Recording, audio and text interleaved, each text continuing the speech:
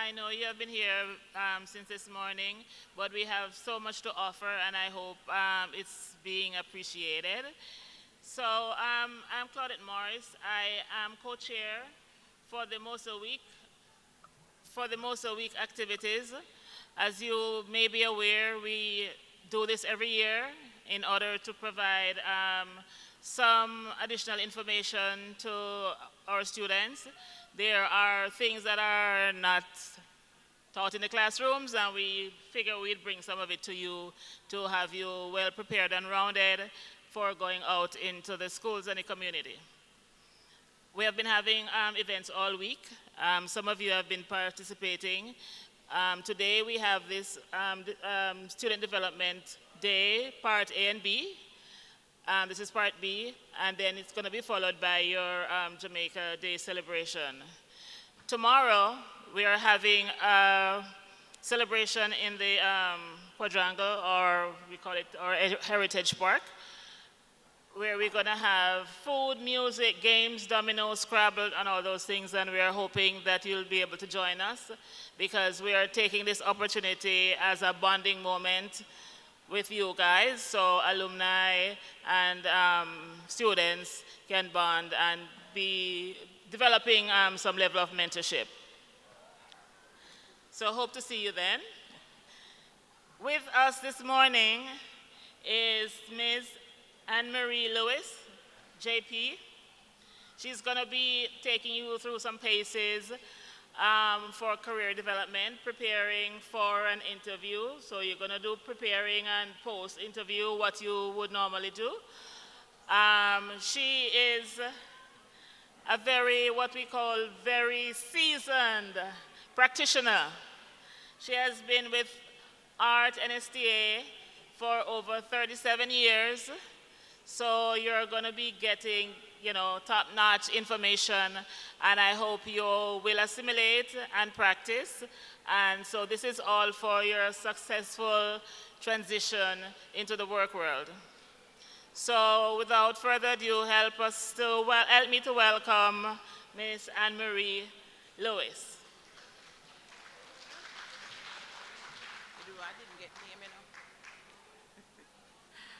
Good morning, ladies and gentlemen. Hello. How can I dedicate the morning? Good morning, ladies and gentlemen. Okay. I'm really happy to be here. Thanks for the invitation. And, what I'm supposed to be doing is talking about preparing for an interview. Now, you believe in Michael when? In a few months? Have you gone on teaching practice yet? Yes, no, maybe so? All right, so you would have gotten some experience, right? Okay. So you would be going out to find a job. Because we need many, many teachers in the society, and I know that Michael has produced some good teachers, excellent teachers, and so you'll be going out. So you have heard of an opening at a school, and so what you would be doing is what first? What's the first thing you'll be doing when you hear of an opening? You're going to apply. That's fine. I tell persons that part of my job is to vet resume. And I have seen quite a few resume in my life. Why do I call them resume? Because they are not ready yet. And I'm almost sure that you all have a resume and you have a cover letter or a letter of application. So you'll be sending out your resume, or you have sent out your resume, and you are now called for an interview. So the first thing is a job search journey. It began with you preparing a resume and now you are called for an interview. Now, you know, when persons, you send the resume and the cover letter and you're expecting to be called, but sometimes you are not that prepared for the interview. So when you get the call, you say, Jesus, what am I going to do now?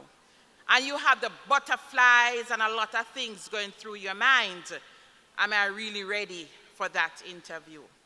So the interview preparation is key, and that's part of the journey. It helps take out some nerves. So when you prepare, the nerves will be gone, and you know that you are ready and you can do the interview. So what next? Now, what is the purpose of the interview? Anybody in one sentence, say what's the purpose of the interview without looking at it? All right, let me just move on. Interviews are a key, you can see, okay, part of the, are you listening? Part of the interview process, and what the employer does, or the principal, the employer in this case, it is the principal, vice principal, or the administrator of the school. So what's the purpose of the interview? What these persons want to see is if the candidate's skills, remember you get the call for the interview, but they want to know you more. So they want to know about your skills, your experience, and your personality. So all these would be coming out into the interview. They want to find out if you are the right fit. They also want to find out about your soft skills. They want to know if you're a people person. Do you really work well with people? Or you're one of them who just get into the profession just because? We don't want that person into the school like that. We want to know if when parents can approach you, because you'll be interacting with the parents, you'll be interacting with a lot of other persons apart from the students. Now, preparation. In preparing for the interview, you have to research, and research.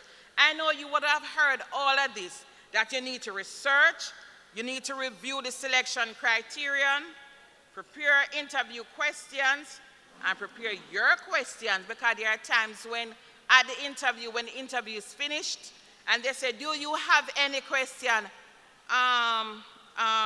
No, you should have. And then there is one, dress for success. And so we'll be looking a little bit more about these areas. So as I've said, preparation is the key. Now, it's very, very important that you research a school.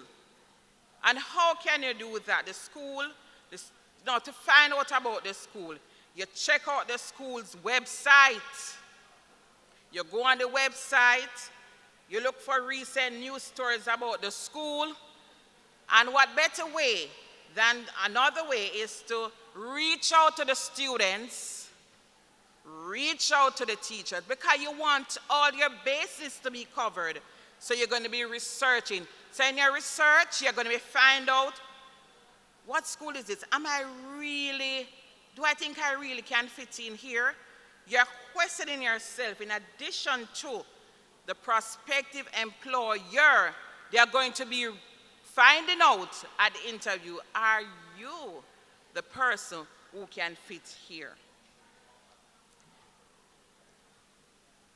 Now the review selection. You would have known what it is they are expecting. So for a primary school teacher, what they are expecting. For a secondary school teacher, what they are expecting. So you would know, because you would have done things like this at school, at the college, and they will tell you as a teacher, but you are going to be getting that job description. Because remember, there are some standard things, but there are some little different things that happen in an institution or the school.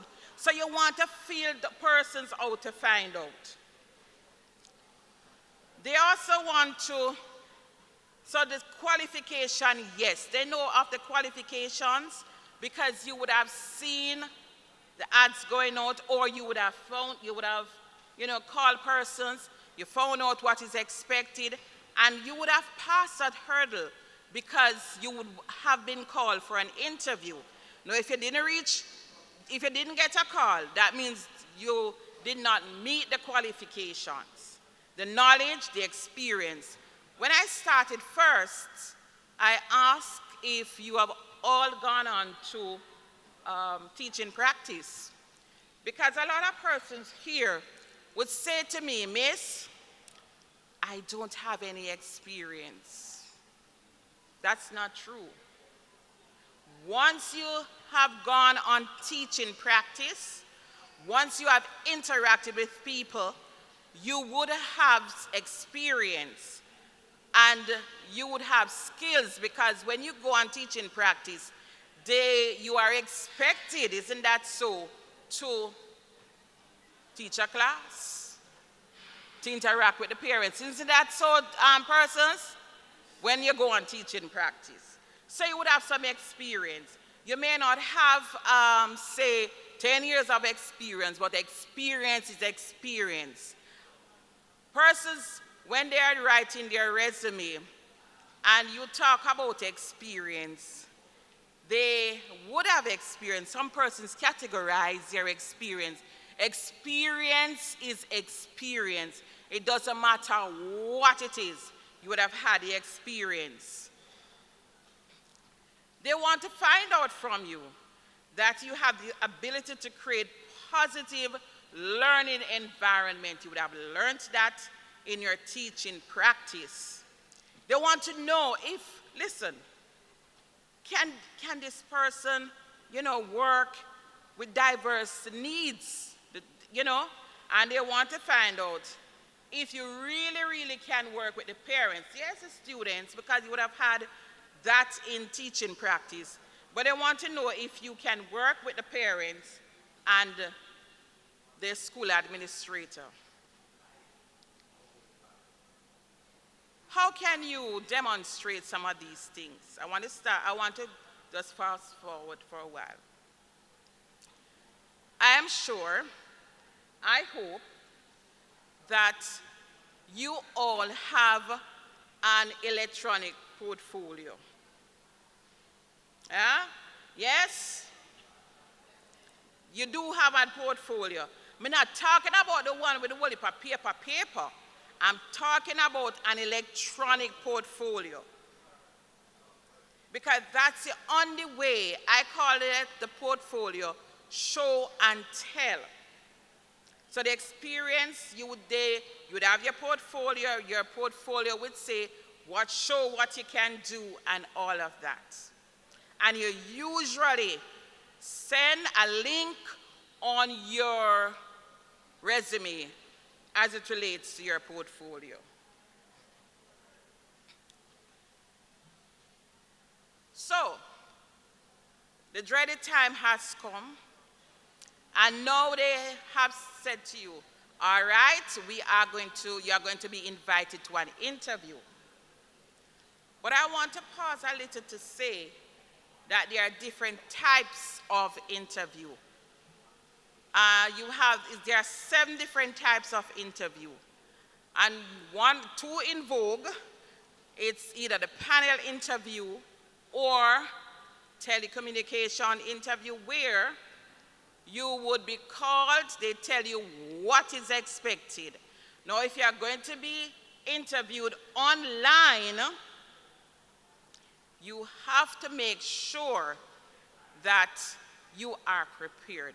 An online interview is just like an interview, because you'll have people there interviewing you, throwing questions at you.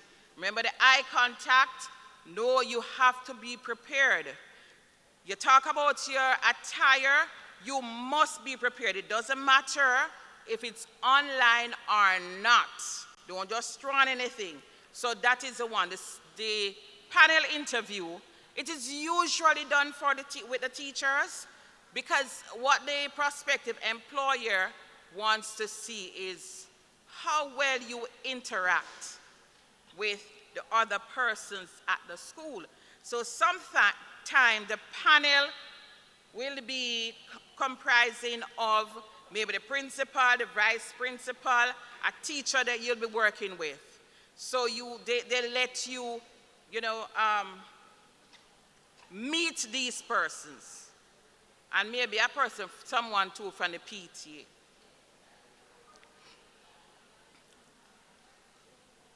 Now we say to you that when you're going for an interview, you need to know, you need to practice. Practice, practice, practice. Now, ladies and gentlemen, if you have not done any mock interview, try and do at least one mock interview. Why? Because the mock interview will give you a chance to see how you would react. Questions will be fielded to the applicant, the candidate, and so you'll get feedback. So please, in addition to that, you could also go on the internet, because everything is on YouTube now, and find out how, you practice for the interview. So at the interview, you're going to give further details about your education and your favorite classes. Your favorite class. Which one do I prefer to work with? And also remember too, that you need to walk or have with you a copy of your resume. Because remember, you need to know what is on the resume. It's your resume. You need to familiarize yourself with it, because it is a resume that they're going to field questions from. All right, so they're going to get further detail, and you must be prepared to answer these questions. Describe your preferred teaching method. How do I, what's my method of teaching? And how kids benefit from them? So while you were on teaching practice, you would have done some teaching, and which method, when you analyze, you see which of them the students gravitated from, and best result, which of them. Now you're going to explain at the interview these questions you need to practice. Explain which ways in which you'll encourage interactive learning in the classroom. You would have known about interactive learning, what it entails. So you're going to explain all of these. You're going to be explaining based on the questions that they give. Expand on your feelings about in-class assignments and homework, because they want to know, is this person coming just to say, all right, we are going to teach them in the day, but we're not going to give them any other assignments or any class assignment, just it. Now, this one is extremely important. Talk about how you would integrate technology. The days when you talk and talk, those days them kind of gone through the door. Because technology, every child know, if you have a computer or you have a phone, you just give it to them if you want them to learn. So us as educators, we need to use technology to our advantage, because this is how most of the students learn. And explain how you plan to stay on top of current teachers.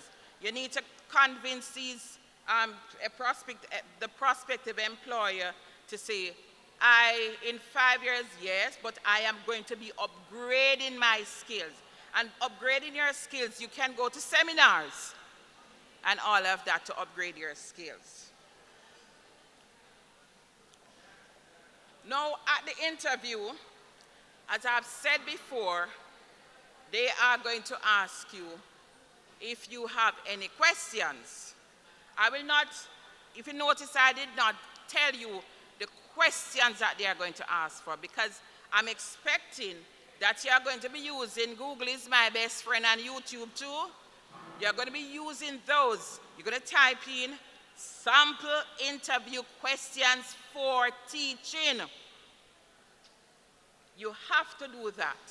In addition to that, because you want the prospective employer to see that you have interest, you have to come prepared to talk, to answer at least 3 questions, to ask about 3 questions from the interviewer. Because guess what? They will not cover everything, and you would have done your research. And so when you have done your research, some things did not come up in the interview. About the school's culture, professional development, how they, if they have seminars and so, extracurricular activities. Because guess what? For the extracurricular activities, you may have some ideas what you want to introduce, because they want to see that, guess what? This person look like somebody that is going to enhance this school. So you may have ideas. So while you're asking, you can also introduce some things that you want to. You want to also look at the school achievement the interviewer is proud of. So, say you have some schools that show off themselves when you ask them about what are some of the things that you're most proud of, and they are going to be giving you it, telling you it. You have to ask. Because while you're speaking, because remember, an interview is an interaction between you and the interviewer. It's not just the interviewer sitting down and talking. You are going to have an interaction. The other thing you want to know, what about computers? Do you have a lab or library? So you're asking these questions because you have ideas and you want to bring forth your ideas. The next one is dress for success. When you go to an interview, you are going to dress professional. We are expecting that every person comes to an interview, you are going to dress as a professional. So we are not expecting that a teacher, because remember, the students, the parents, the administrators, the persons at the school, they emulate you. And so they are expecting that you're supposed to look away. You dress professionally. I'm not saying that you are not going to be doing that. One of the don'ts is ladies have to start with us. You see the tight and short clothes, these are not accepted. And some of the HBOs, you know what HBOs are? You know what HBO is? Here belonging to others, and some of them not so look so, No, we always say that your body language speaks volume. So if they call your name for you to come in for the interview, and they see you coming in like this, you think them say, no, so that one in already. But when they call your name, you're going to make sure that you look like walk with confidence.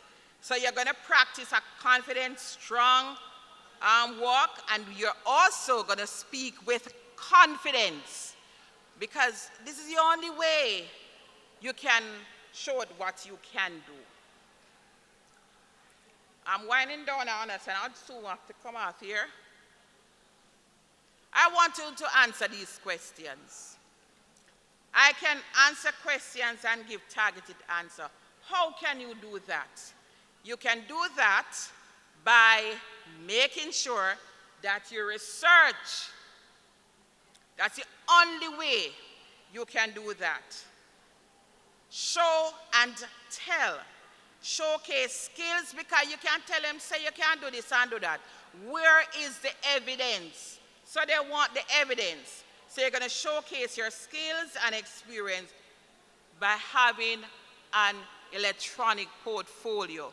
I remember I said for the electronic portfolio, people now work with paper, all the paper again. The internet is the way to go. You are going to make sure that when you send your resume, you put the link of your portfolio on it, and so they can go before and peruse, so they'll know exactly what you can do. And that is why them call you too. But you need to talk a little bit more about what is in the portfolio. So make sure that you have one. What you must do, you must understand the requirements and responsibilities of the role that you're applying for. So you would have seen the job description, you would have done your, little snooping, and you find out that they want this and they want that. So you're going to understand the requirements and responsibility. What will I be responsible for? And remember that you would talk to them, have the conversation with them during the interview, that I can also contribute these things, other things to the school that will enhance. Make a positive impression by showing positive body language. Yes, the body language. When you sit, you must sit up regardless of the type of interview. If it's going to be online or face-to-face. Show up professionally dressed.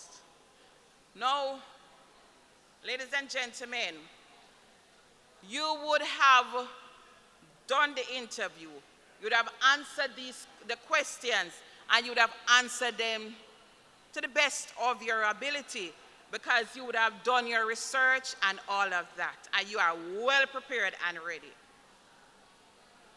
After the interview, you need to send a thank you letter.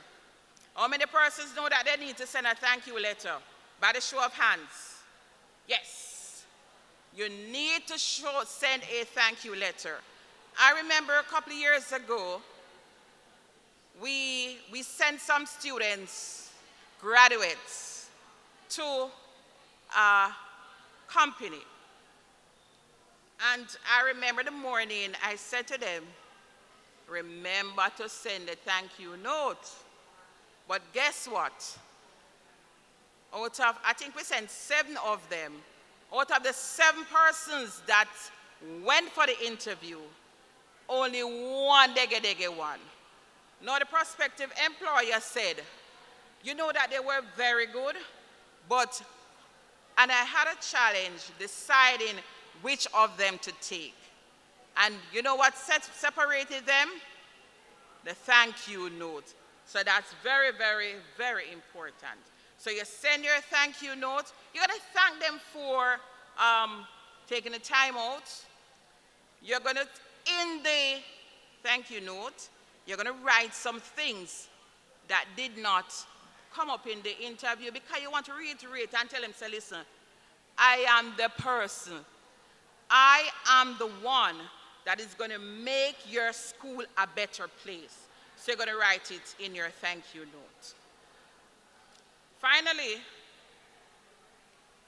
a job interview is not a test. You're not going for no test. It's not a test of your knowledge, but your ability to use it at the right time. So at the interview, the right time, that's the place, at the interview, and you are going to make sure that because you're so prepared that you can answer the questions. And remember, there are so many persons that will be coming for that interview. You have to make sure that you use the opportunity and use it well. Any questions? Was it clear as crystal? Sure. Yes, acknowledge.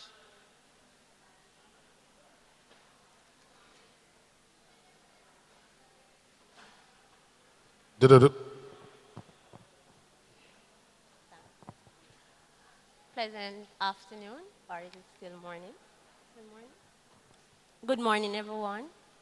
All right, so the question that I have is read the thank you letter after the interview.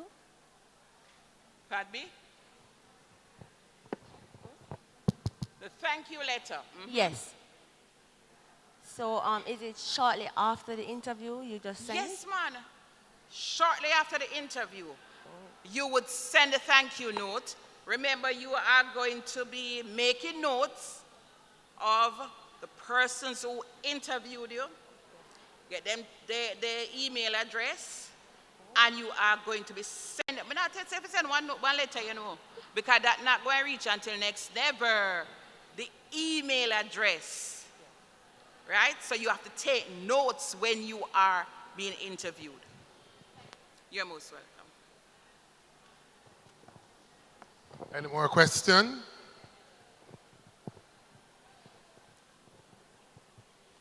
All right, it seems as if it was clear as crystal, or was it clear as mud? Somebody know? The Bible says you should never lay hands suddenly. But since you're microners and teachers, I'll ask my friend here to bring the vote of thanks.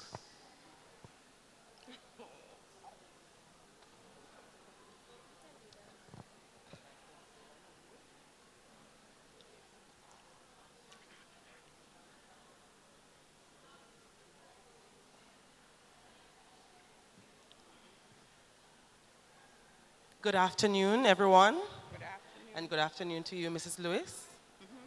I just want to, on behalf of all my fellow fourth-year Myconians here and the administration who would have asked you to come and speak to us, I want to say thank you for the insightful presentation that you gave on how to prepare ourselves for a job interview.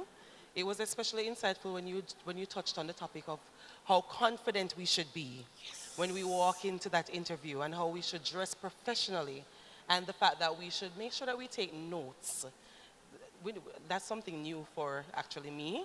And I did hear someone say, they would be nervous in the interview, so perhaps they wouldn't be able to do that. But it is good to have that information, and we thank you for taking the time out to come here and to inform us all so that we can be ready for our interviews as we go out into the world of work. So, Mrs. Lewis, thank you. Thank you too. Thank you very much, Mrs. Lewis. And I'm sure after listening to the presentation, all of us is guaranteed a work in the teaching profession or anywhere you go. How many of us are going to be an excellent teacher? Put up your hand. Excellent teachers. We come with the excellent salaries and we have the passion. All those with the passion, let me see you. Woo! All right. It's beautiful. Just remember, as I say to my students, that the degree also ensures that you're trainable and you're teachable. Correct? Correct. So remember, never limit yourselves. Never limit yourselves to just the area that you're in or the thing you study. Remember, there's a lot of things we can do. Any guidance counselors in the audience? This next speaker will be inspector. Now, students, this is important. Things will happen in our class and we need to report it to either the guidance counselor, the VP, or the principal. I see Mr. Shaw touching people, so they'll be led. I think I should invite him to sing a song. If I see you stand up and ask you to sing a song, take a seat. But the inspector is coming to talk about Sissoko and the work done by Sissoko. What's the meaning of Sissoko, anybody?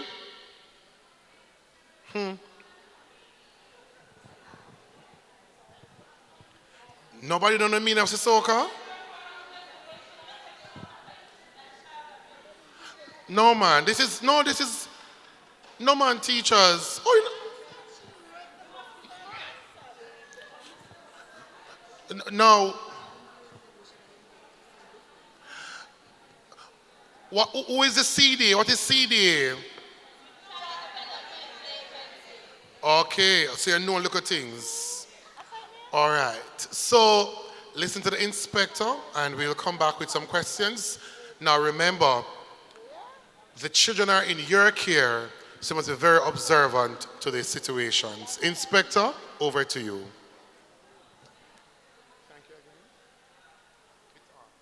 Good afternoon, ladies and gentlemen.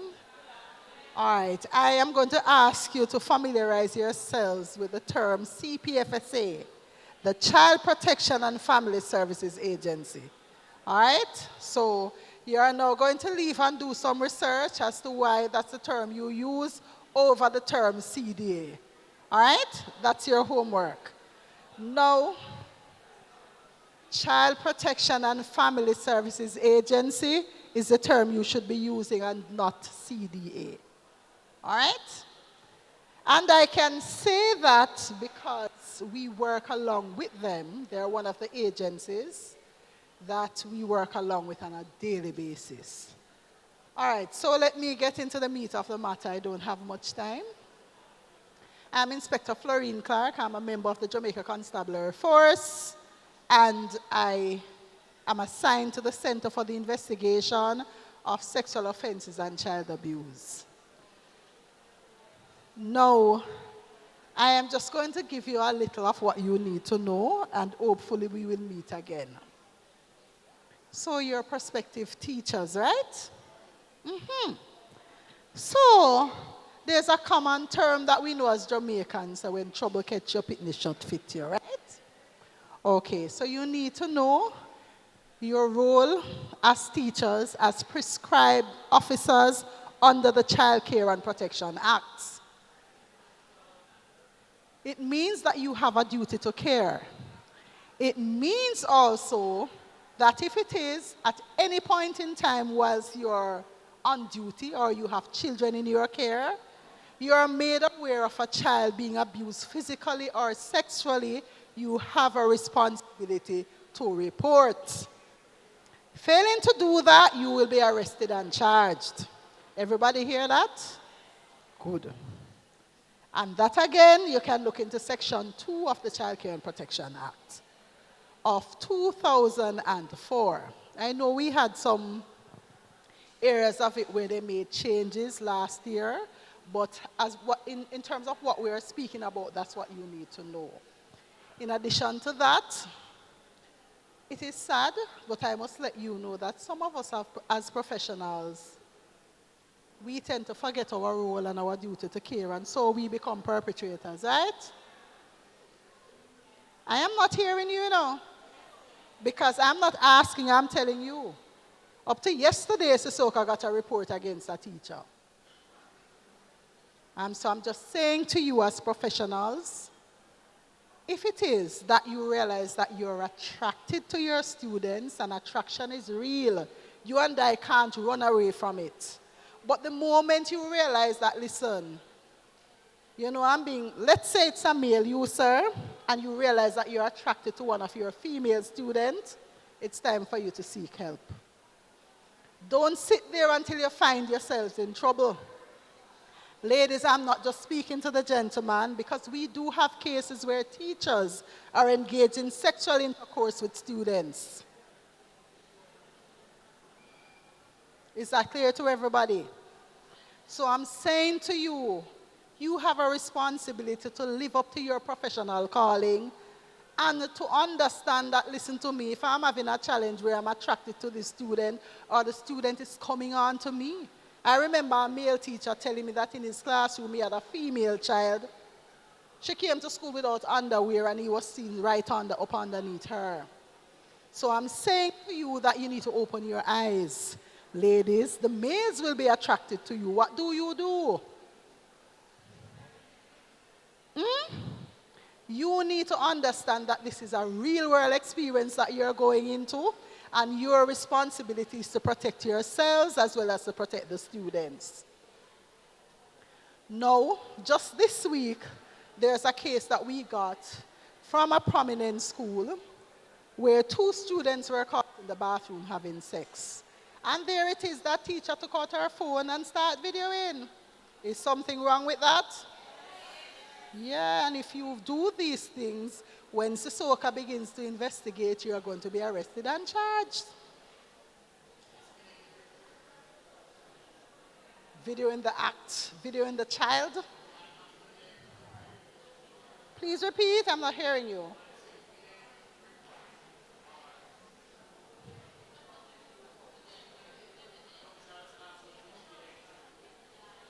But videoing to report is wrong. Right? And this takes me now to another point. You are teachers in an institution and you got a video on your phone of 2 children or anybody at all in a sexual act. But we are going to be specific to children. Your responsibility is to make a report, not to send it to somebody else's phone, because once you do that, you have committed an offense. Is that clear to everybody? So teacher A, if teacher B gets a video of 2 children in the institution having sex, you are not to pass it on to the principal. Not to. It's an offense. You report it to the police, and specifically Sissoko now. And I can tell most of you that almost all the schools in Jamaica have contacts for us. We have a Sissoko coming there. In every parish, St. Catherine has 2. Oh, let me take her first and then come, yes?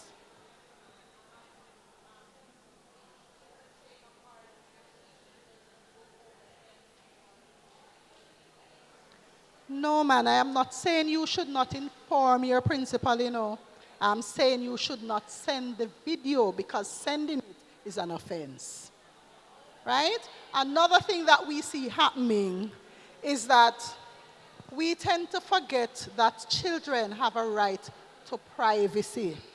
So you get the video and everybody in the classroom knows. And I'm talking about staff room now, not classroom knows. Put yourself in the shoe of that individual. You have a responsibility to report, to give guidance to that student, but not to show everybody the act. Even for me as an investigator, it is so demeaning sometimes when you see those videos and you have to interview these persons. So can you imagine how they are feeling in your space? And I'm going to say to you, because I'm only given 5 minutes, find time to invite the police to come in to speak to your staff and to speak to your children. All right? I'm going to take her and come back to you.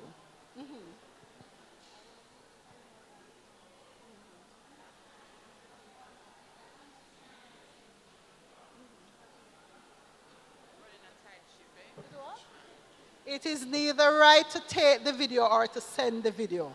Both acts, if you do so, you have committed an offense.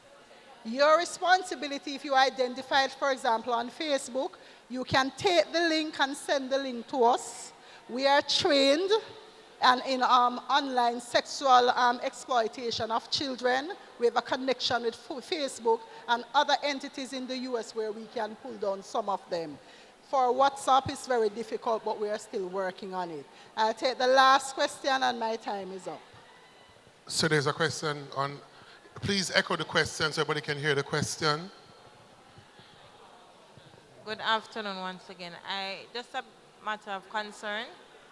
I was thinking that if you caught 2 children in a sexual act, as a teacher, you're not to video, but at the same time, where's your evidence to say that you caught them in the act? We are not asking you to supply us with any evidence. What we are asking you to do is to refer the children to us. We will interview them, right? We interview our victims to unearth the truth. I can tell you sometimes in the middle of the investigation, which is not very often, we discover the person is lying. The person ends up being charged. All right, so we are not asking you to provide us with evidence of that sort. Let's say you're in school and a rape occurred in your bathroom. The victim or that child would be a walking crime scene. So when the child comes, the child is sent to do the medical interview and there's forensic examination, right? If there's spermatozoa on the child's clothes, that will be taken to the lab for testing and will form a part of the evidence that goes to court.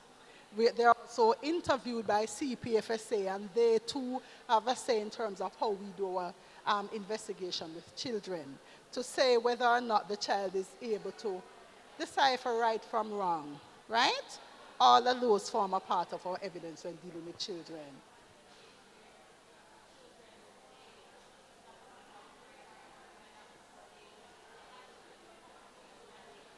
That is called sexual intercourse with a person under 16 or statutory rape. So the child is giving consent, but under the law, a person under 16 cannot give consent to sex. And those are the cases that we have reported.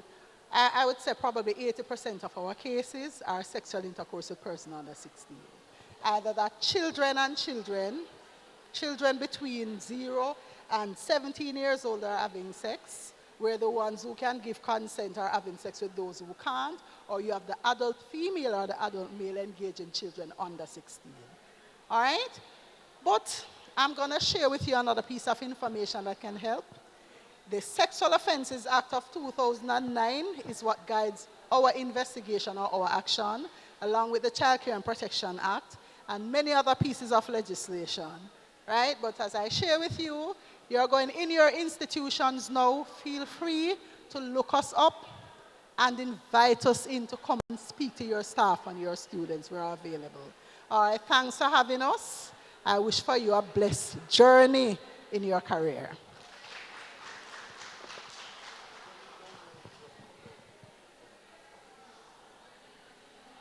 Very much. And very important, very important about Soka.